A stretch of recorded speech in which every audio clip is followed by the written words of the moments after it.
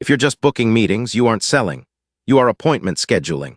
And while setting appointments is a crucial part of the sales cycle, if that's where your value stops, you are playing defense. You're allowing the account executive to do the heavy lifting of discovery, and frankly, you are wasting everyone's time. The modern competitive landscape for B2B SaaS is unforgiving, and transactional selling simply doesn't cut it anymore. When you are solely focused on the calendar invite, you are operating as a gatekeeper, not a strategic partner. You are saying, "I found a possible fit for you," rather than the far more powerful message. "I understand your business, and here is a specific financial or operational problem I can help you solve." This distinction between transaction vs. transformation is the difference between a hopeful calendar click and a massive multi-quarter deal. Many SDRs are trained on the mindset of product promotion. They are trying to answer the question, "What does our software do?" And they lead with features. They talk about integration workflows, dashboard customization, and the sheer elegance of their UI.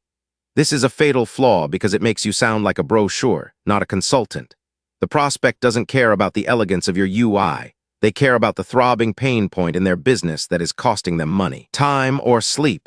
Your job isn't to explain your features, it's to diagnose their ailment. It's about flipping the script and making them feel truly heard before you ever mention your solution. So how do you transition from feature announcer to discovery architect? You have to shift your qualification framework. Stop relying on surface-level BANT checks, budget, authority, need, timeline, because those are transactional filters. They are easy to answer yes or no to, and they often come too late.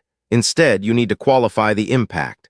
You need to move beyond "do you like our product?" and start asking, what is the current operational friction point that is causing you the most sleepless nights? You are looking for signals of pain so visceral, so urgent, that they bypass the polite business pleasantries and dive straight into the financial reality of inertia. Think about the language you use. Instead of asking, "Are you interested in improving efficiency?" which is vague and sounds like a nice-to-have chore, try framing it around consequence.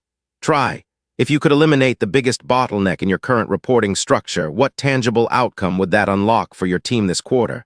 Notice the difference. The first question invites a polite, generalized yes. The second forces them to quantify the current failure state and articulate the desired future success state. You are asking them to conduct a mini-postmortem of their current process before you've even started selling. The goal of your initial conversations is not to close the deal. It is to earn the right to propose a hypothesis. You need enough information to say, based on what you've told me about X, Y, and Z, it sounds like your current system isn't just slowing you down. It is costing you $X per month in avoidable churn/overhead. When you are operating at this level, when you have done your homework and accurately diagnosed the disease before prescribing the medicine, you are no longer a vendor. You are a valued advisor, and suddenly your product is not a purchase. It is the logical next step in their business transformation. This requires active listening, yes, but it demands intellectual agility. You must be mentally prepared to hold space for their reality, the fact that they might not know the perfect term for their problem.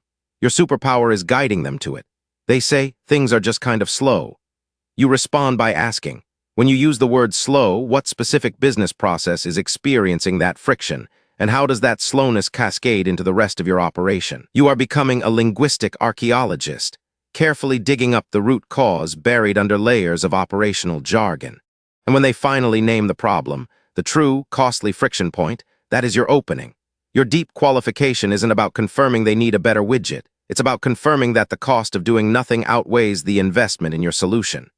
You are building a financial case for change, using their own operational pain as the primary evidence. The appointment you secure is no longer a discovery call. It's a strategic alignment session, and the stakes are exponentially higher for everyone involved. This mindset shift from "how does our product fit your needs?" to "what is the cost of your current inability to move faster?" is what separates the transactional sellers from the transformative advisors. It moves you out of the category of vendor and into the category of essential partner. And partners are bought into, not pushed into.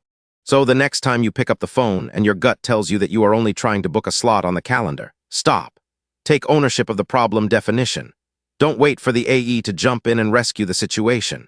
You are the initial intelligence gatherer, the pain point excavator, and the architect of the ideal scenario. You are setting the foundation for a massive deal by proving you understand their world better than they do in that moment.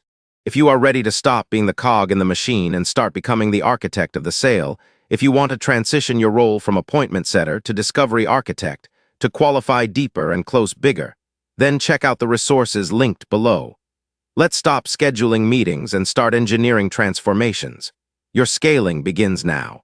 Your action plan: 1. Diagnose their pain, don't recite features. 2. Quantify friction and business consequences. 3. Ask about the cost of inertia. 4. Earn the right to propose solutions.